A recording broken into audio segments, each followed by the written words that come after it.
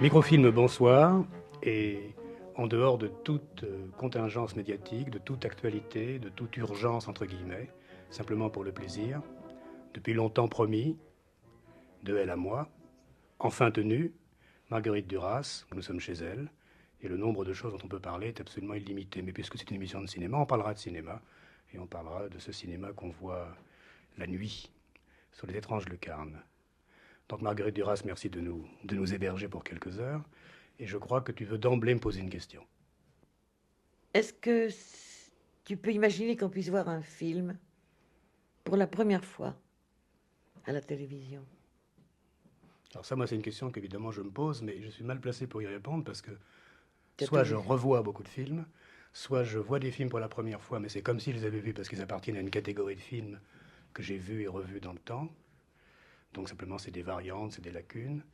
Et la télévision passe assez peu de films totalement inédits, inconnus, où il y aurait aussi une vraie surprise sur le type de film que c'est. Donc moi, je vérifie à la télévision constamment, jour et nuit, en zappant, grâce aux nouvelles chaînes, des bouts de cinéma qui se jouent soit à travers des choses très mauvaises, que j'ai C'est jamais ça. vues et que je découvre, mais que je vérifie des choses. Puis des fois, on a aussi des petites surprises, et puis des choses que j'ai déjà vues, mais qui, du fait qu'on les voit tardivement, ou des années plus tard, ou dans ce cadre-là, sont des fois également surprenantes, en bien ou en mal. Mais effectivement, c'est une question que je me suis posée. Moi, je me suis toujours dit, vu que j'ai une consommation perverse, c'est-à-dire de cinéphile de la télévision, pour moi, c'est formidable. À la limite, tout ce que je peux réfléchir sur le cinéma, la télé m'aide beaucoup plus que le fait d'aller dans les salles à moitié désertes. Mais qu'est-ce que ça voudrait dire pour un gamin qui apprendrait le cinéma, ou le fait que le cinéma a été une chose grandiose, à la télévision? Et je n'ai pas plus la réponse que toi. Je crois qu'il ne peut pas le faire. Bresson, par exemple. Un jeune homme de 18 ans qui découvre Bresson à la télévision. Je ne peux pas l'imaginer. C'est-à-dire que, Pour moi, la télé, c'est le tout venant, tu comprends? c'est ça, pour moi C'est aussi. l'espèce de torrent d'images. Alors pour ça, Canal+ est parfait. À partir de 10 h, minuit, 1 h du matin, ça démarre. Il y en a jusqu'à 5 h du matin. C'est des trains entiers de films, on ne sait pas les titres, on ne sait pas d'où ça vient, on ne sait pas le nom des comédiens. Comme c'est des trucs à épisodes, Mhm. on ne sait même pas ce qui a précédé. Mhm. Mais l'image est faite de telle sorte qu'il y a toujours un suspense. Tu ouvres, il y a quelqu'un qui va être attrapé par la police, donc tu regardes. Mhm. Et il se crée quelque chose Et il se crée de... quelque chose, quelqu'un qui va mourir, ou quelqu'un qui va rencontrer au contraire un amant, ou être heureux. Mais je dirais que presque la télévision, quand on C'est la ça pratique comme peut-être. ça, elle est en acte quelque chose que les critiques de cinéma faisaient des fois d'une façon un peu solitaire et littéraire, en disant que finalement il y avait beaucoup de films, beaucoup d'images, mais qu'il y avait assez peu de situations réellement originales, réellement singulières, de manières de jouer, de manières de raconter, et que maintenant la télévision permet de prendre un quart d'heure de quelque chose et on a vu toute la chose. On, on sent qu'on n'a rien manqué. Oui, mais toi, c'est du point de vue du cinéma que tu vois ça. C'est eu regard au cinéma. Moi, c'est le passage du temps. Ça remplit le temps de la nuit, qui est un temps difficile quelquefois, d'une façon parfaite. Et tout, le tout venant vraiment de l'image. Oui, moi c'est ce que je fais. Mais est-ce que tu utilises le télécommande? Ah oui, c'est parfait. Il n'y a qu'une chose, c'est qu'on ne peut pas mettre la 4 sans se lever. Ah, moi je peux. Si, si. Ah oui. Ah, il y a 3-4 secondes crissantes, Tu sais, et ça tout les d'un prend coup la 3 4 mois. arrive, et d'ailleurs ça crée un véritable événement, c'est un léger suspense, c'est l'idée que dans ce flux d'images, il pourrait y avoir un moment d'hésitation de l'image à venir, et c'est un moment extraordinairement précieux, comme le bruit du projecteur qui se met en route dans les ciné-clubs de patronage avec Charlot dans les années 50. Une sorte d'avant-goût de l'image. Ça ne passe plus jamais. Non. Ou par hasard, ou par accident, en tout cas c'est pas voulu. Mais dis-moi quelque chose quand même, que j'apprenne quelque chose là, sur ces trains entiers de films, là. Des kilos, des tonnes d'images qui débarquent d'où? D'Amérique latine. Ah non, d'Amérique du Nord. Mais ils ont tous un teint légèrement basané. C'est un pays métissé, l'Amérique du Nord. Tu as vu Pas jusqu'au fond. l'évolution des feuilletons? C'est maintenant, on peut pas avoir de Broadway, mais flics sans pas, que... Ah non, on peut pas avoir de pas flics Park sans Avenue. qu'il y ait un noir et un blanc. Colombo, depuis très longtemps, était métissé. Ça, c'est plutôt une tradition américaine Non, mais ça, c'est merveilleux. C'est qui a très. abandonné le cinéma et qui est passé directement à la télévision.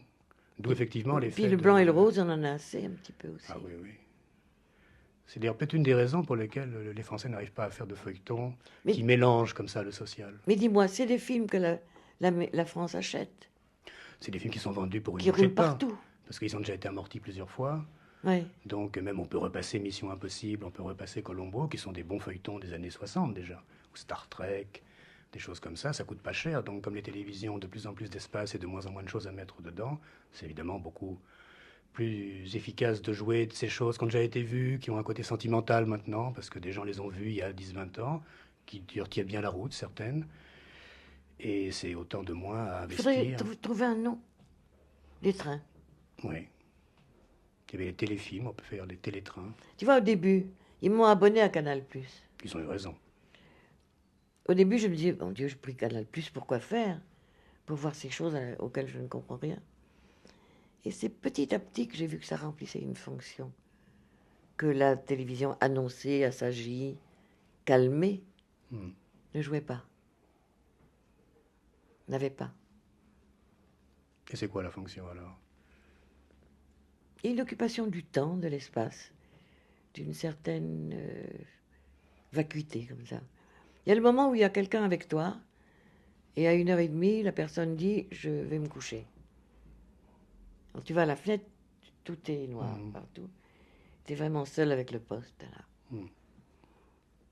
Je ne sais pas si on regarde à ce moment-là. On regarde de temps en temps. Mais ça bouge pour vous, voilà, c'est vraiment... Oui. Mais moi, je fais quelque chose de très... C'est très alimentaire. Très étrange. Moi, je les regarde, au contraire. Je les regarde avec cette culture cinéphilie qui consiste à voir s'il y a encore une image, un son. Alors, on découvre des choses simples comme bonjour, mais dont personne ne parle. Par exemple, le doublage. On finit par aimer le doublage. Mais moi, j'aime beaucoup le doublage. Est-ce que tu as remarqué que c'est une langue française qui n'a jamais été parlée nulle part au monde? Mais il y a certains films où elle est extrêmement ralentie. Et je me dis que c'est un modèle de clarté, un modèle même de densité, de gravité, qui ajoute au film, qui n'a pas du tout souvent le film. C'est très étrange. Tu vois un type marcher à toute allure dans une rue, avec une voix qui commande, qui est très placée, très lourde de sens, tu vois. Mais si deux gangsters dans les bas-fonds d'une ville américaine se tirent l'un sur l'autre, ou s'ils s'interrogent l'un l'autre, il y en a un qui va dire c'est absolument exact, c'est correct.